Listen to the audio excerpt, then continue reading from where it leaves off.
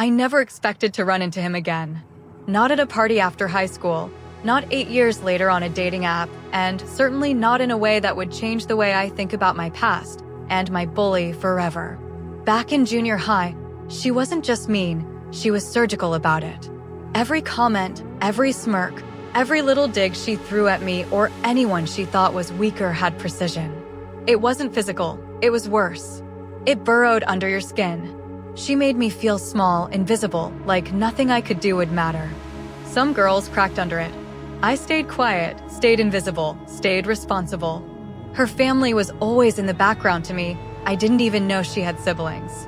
That's why when I met her brother at a party, I barely noticed him. He was younger, shy, quiet, polite, kind of the opposite of her.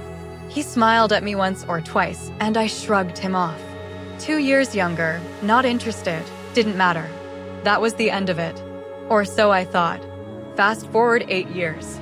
I'm swiping through a dating app one late night, half drunk and half curious, when his profile pops up. I pause. That face, those eyes, it's him. Younger, but grown into himself. Confident in a way that's easy and not showy. I laugh quietly. Memories of that party flash through my head, of her cutting words and my silent retreats. He swipes right. I swipe right. And suddenly, the universe is weirdly small, or maybe too big, and somehow it's setting me up to face the past I didn't know I'd signed up for. We start talking. Light at first. Casual. He asks about my job, my hobbies, my dog. I ask about his work, his city, what he's been up to. And then, slowly, he becomes a constant in my days. Texts in the morning. Random messages late at night. Memes we send each other that somehow feel like inside jokes from a life we never actually lived. I try not to think about her, about what it would mean if she knew, but it creeps in. Always does. By 2020, we're in a rhythm. FaceTime calls that last hours. Weekend trips that feel like stolen moments from a life that's waiting for the right time. And the right time comes in the middle of 2024. He proposes quietly, one night at my apartment, not in some grand gesture with fireworks or a public announcement. Just him, me, and the kitchen light casting a soft glow over dishes I haven't put away yet. He kneels on one knee, holding the ring like it's both fragile and absolute. "I want to spend my life with you," he says. And somehow, in that moment, all the anxiety, all the doubt, all the ghosts from junior high vanish for just a second. I say yes, but I know it won't be that simple. Because she exists. She's still out there, still the shadow I can't shake. And even if she's not invited, I know she'll find out. Maybe through social media, maybe through mutual friends, maybe because the universe has a sense of irony. And yes, I can be petty. I can be careful. I can build walls, plans, and boundaries, but part of me wants her to know I won. Not in a cruel way, not with vengeance, but with life, with happiness, with a person who loves me for exactly who I am. Planning the wedding is a test of restraint. Every invitation list, every seating chart, every flower arrangement, every menu item is weighed against potential drama. I keep her name off the list, not because I want to humiliate her, though part of me does, but because I want the day to belong to me and him. Us. Not a stage for her ego or for any lingering high school bitterness. The closer we get to October, the more my mind wanders back to junior high. I can see her now, walking down the hall with that smug confidence, snapping her gum, whispering cruel jokes that cut more than words should. I can feel the old pang of resentment, the shrinking feeling in my chest that I used to carry like armor. But now I've got someone who sees me, really sees me, who knows my scars and doesn't flinch. And it terrifies me in the best way that she can't take this from me. She never could. I still remember the first time he held my hand in public. Not at a party, not at a crowded mall, but somewhere small. Our first anniversary dinner at a quiet little place he knew I'd like. His hand is warm, solid, grounding, and I can't stop looking at it. The thought hits me like a punch and a blessing all at once. Someday, this hand will be mine when she walks into the room to see what she lost, what she never had, what she can never touch. And it's not about revenge. It's about peace.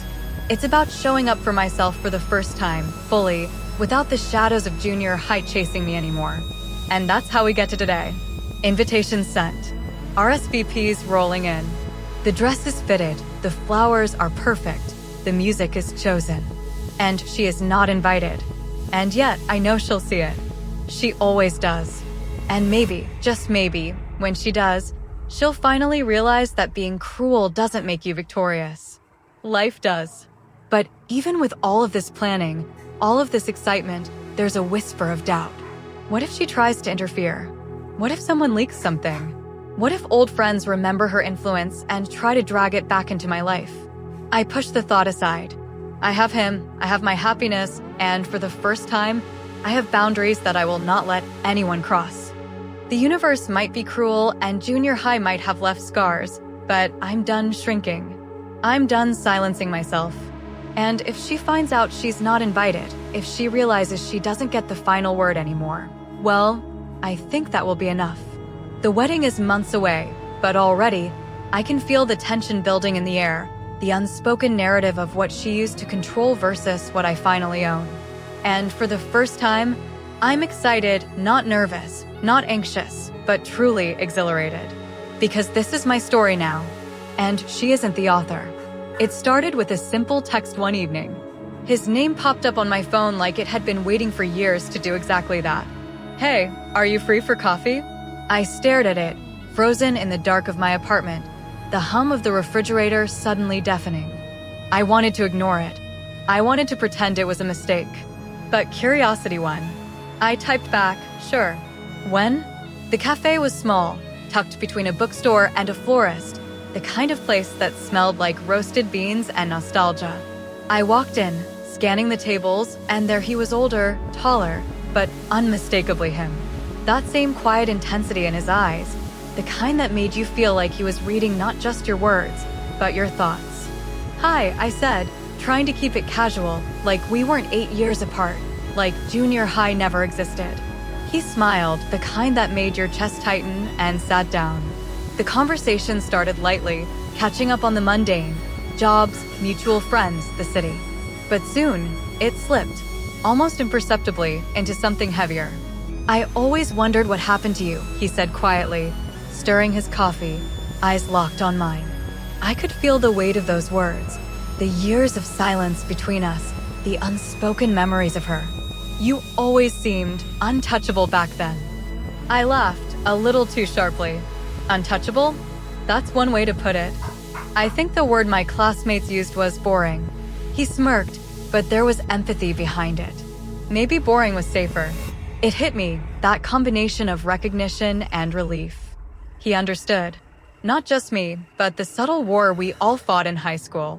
And I realized in that moment that this wasn't just a reunion with a stranger. I was meeting someone who had existed alongside my past, untouched by her cruelty, and now present in my life in a way that made the past seem almost irrelevant.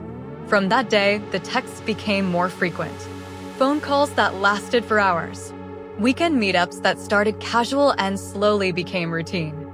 He listened when I talked about her, about the way she could dismantle confidence with a glance, how she thrived on drama, how she never missed an opportunity to make someone feel small. I never said her name out loud, but he knew. Somehow, he always knew. And that mattered more than I realized. By the end of 2021, we were inseparable. Our lives intertwined in a quiet, deliberate way. It wasn't flashy. It wasn't the kind of romance that filled timelines or headlines. It was a life carefully built, piece by piece, with trust and understanding as the foundation. And yet, the shadow of her lingered. Every time I saw a familiar group from high school, every time a memory surfaced, I felt that old tightening in my chest. But this time, I didn't shrink. I didn't fold. I had him, and somehow that made all the difference. Planning the wedding brought its own challenges. I had to consider her existence without letting it consume me. Would she hear about it? Would she feel entitled to intervene? Could she even affect anything in my carefully curated life? Every decision, venue, guest list, music, flowers carried a silent, underlying calculation. Avoid drama. Avoid confrontation. Preserve the day for us. And so, the invitations went out. She was not on the list. I debated it endlessly at first, thinking about the ethics, about appearances, about the ripple effect. But every time, the answer came back the same: no, not invited. Not because I wanted to humiliate her, but because I deserved a day where I could stand tall without fear, without shadow, without the echo of her laughter at my expense. Every response I received from friends and family felt like a small victory. Can't wait. So happy for you. It's going to be perfect. And in those moments, I felt the power of living my life on my own terms, unshackled from the expectations and cruelty of someone else's past. Yet, even as the excitement built, I couldn't escape the curiosity about her reaction. I imagined her scrolling through the wedding page online, realizing she wasn't invited, her face registering surprise, irritation, maybe a flicker of envy. And I smiled quietly to myself, not out of malice, but out of recognition that the tables had shifted. Life had a way of balancing things eventually, and I was witnessing it firsthand. Then came the day I realized just how far this would go. We were at a small gathering with mutual friends when she appeared, not invited, of course, and yet somehow there. I saw her from across the room, the same posture, the same air of superiority. But something was different. The room didn't bend to her presence. I didn't shrink. I stood taller, my shoulders squared, and for the first time, I felt immune to the sting of her old words. He noticed, of course. He always notices. Later, when we were walking home, he took my hand and said softly, "You don't have to worry about her anymore." I let out a breath I hadn't realized I was holding. "I know," I whispered, leaning into him, letting his calm strength wash over the remnants of old insecurities. I just never thought I'd get here. And that's when it hit me. The power of this relationship wasn't just in the happiness he brought me, but in how it allowed me to reclaim myself. She had tried to define me, diminish me, control the narrative of who I could be. And now, 8 years later, with him by my side, I was writing my own story. Not revenge, not payback, just life, fully claimed, fully lived. The wedding wasn't just a celebration of love. It was a declaration. To her, to the past, to anyone who had ever doubted me, I am not who you made me out to be. I am whole, I am chosen, I am seen. And she wasn't invited. The months leading up to the wedding were a strange mix of excitement and quiet anxiety. I wanted everything perfect, not flashy, not over the top, but seamless, a day that felt like ours. Every detail mattered. The music, the flowers, the seating arrangement. Each choice was deliberate, a small assertion of control over a life that, for so long, had felt dictated by her presence. But of course, life doesn't come without tests. One evening, I was at the dress shop for final fittings when my phone buzzed. I almost didn't pick it up. My instincts had been honed for years to avoid anything remotely related to her, but curiosity gnawed. The message read, "Saw your engagement post. Congratulations." I froze. Just 2 sentences, neutral, almost polite. But every nerve in my body tensed. It wasn't just her tone or a lack of one, it was the reminder that she existed, that she was aware, and that she still carried weight in my mind, even when I didn't want her to. I showed the text to him that night, sitting on the couch, his arm around me, steady and grounding. "You want to respond?" he asked gently. "No," I said firmly. No more words. No more chances to let her get in my head. And he smiled, that quiet, knowing smile that always reminded me why I fell for him. "Good," he said. "This day is ours. Nobody else's opinion matters." I nodded, trying to absorb it. I wanted to believe it. I needed to believe it.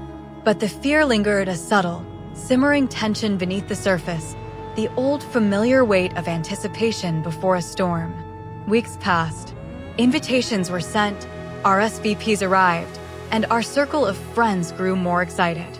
Yet, in every small detail, I anticipated her presence, imagined her reaction. Would she try to sabotage something? Spread rumors? Somehow, I convinced myself she would try. Old patterns die hard, and she had spent a lifetime mastering disruption. Then came the phone call I didn't see coming. My younger cousin, giddy with news, said, "You should know. She knows the date. She might show up." I dropped the phone. My heartbeat spiked. a frantic rhythm that reminded me of high school hallways and whispered cruelty.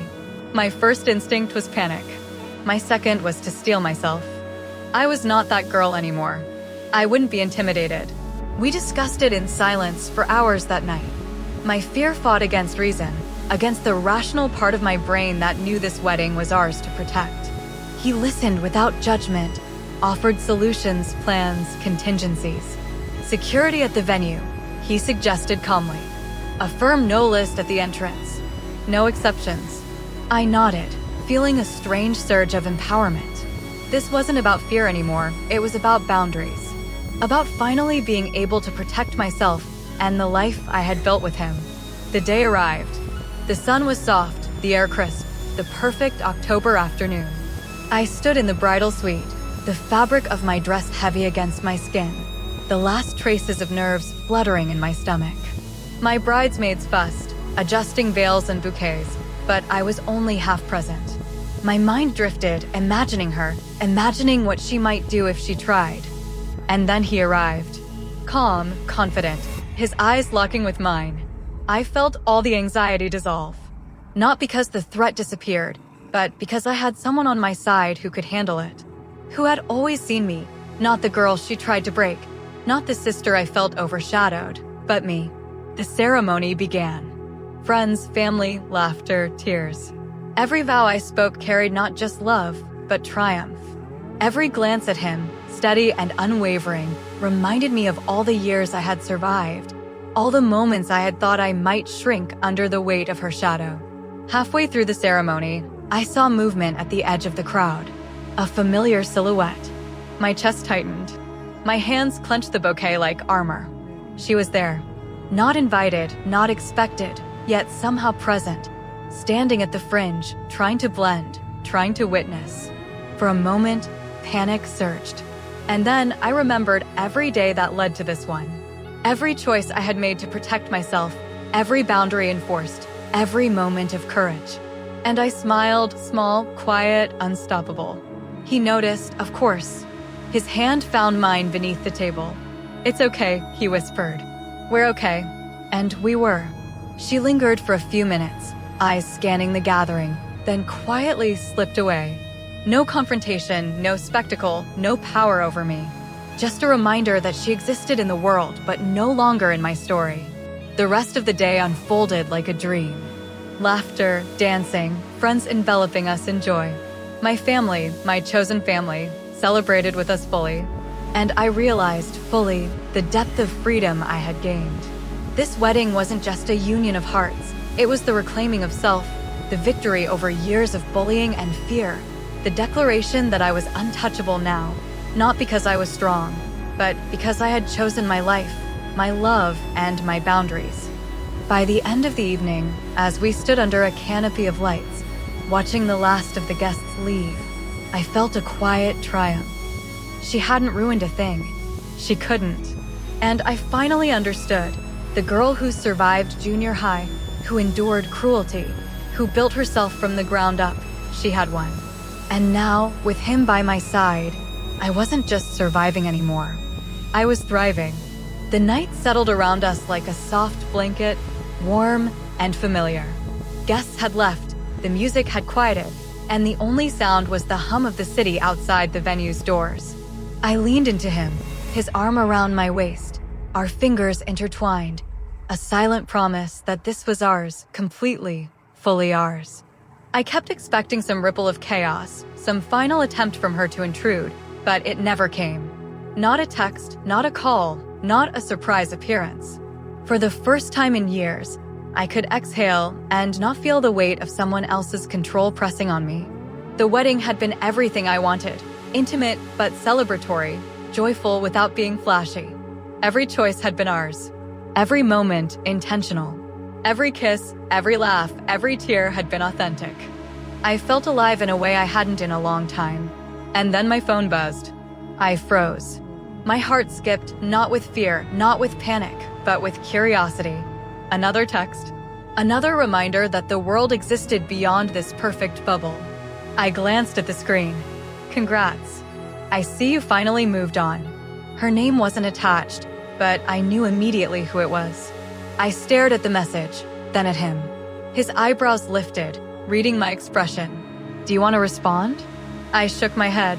My thumb hovered over the screen but didn't move. "No," I said softly, the word carrying more weight than it had in years. "No, I'm done. She's done. We're done." He nodded. "Exactly." And that was it. I put the phone down. I didn't even delete the message. I just ignored it. I had spent too long letting her occupy space in my mind, letting her presence dictate my feelings, my decisions, my sense of worth. Now she was just noise. Background static I didn't need to tune into anymore. The next morning, we woke to a quiet apartment, the soft sunlight spilling through the blinds. Our life here in North Carolina had begun, not perfectly, but ours. The kids were laughing in the other room, chasing each other with their new toys, free from the invisible chains of old family drama. My husband was in the kitchen, making coffee, humming a tune.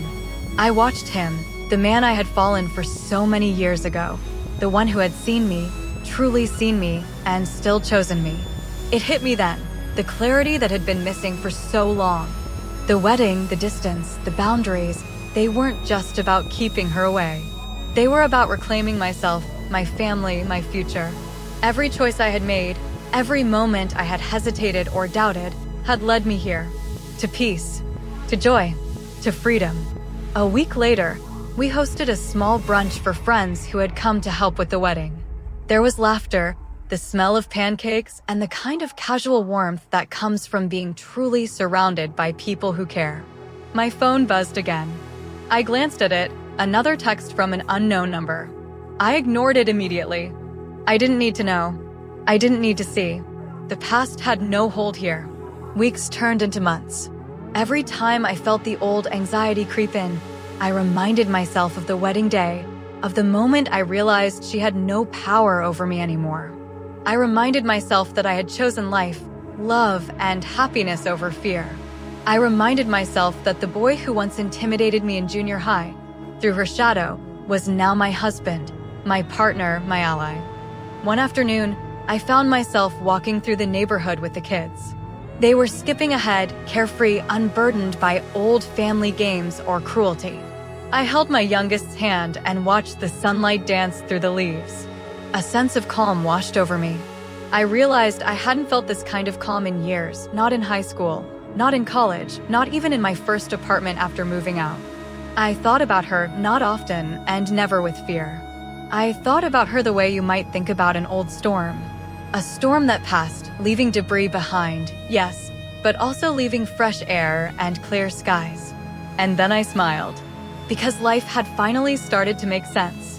Not because of anyone else, not because of her, not because of the memories she had tried to control, but because of me, because of the choices I had made, the boundaries I had enforced, the courage I had found to protect my family and myself. Months later, we received our wedding photos.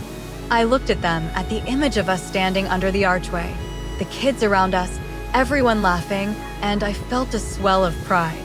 Pride, not in the perfect picture, not in the flawless day, but in the journey that had brought us here. Every hardship, every slight, every moment of doubt had been worth it for this one perfect, undeniable truth. I had won. And she remained on the fringes of my story. A memory, a name, a lesson. Nothing more. She didn't define me. She didn't control me. She wasn't invited, and in every way that mattered, she wasn't present. For the first time in my life, I was free. Fully, completely free. And as I looked at my husband, the kids, our new home, I whispered to myself, we're safe. We're happy. We did it. Not revenge, not drama, just life lived on my own terms, and that, I realized, was the sweetest victory of all. It's been a few months since the wedding, and honestly, life feels almost surreal.